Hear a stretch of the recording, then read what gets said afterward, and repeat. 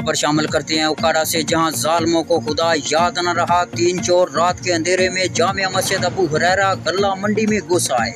मस्जिद के सेन में लगे गल्ला को तोड़ने की नाकाम कोशिश में एक चोर गिरफ्तार, जबकि उसके 2 साथी फरार होने में कामयाब।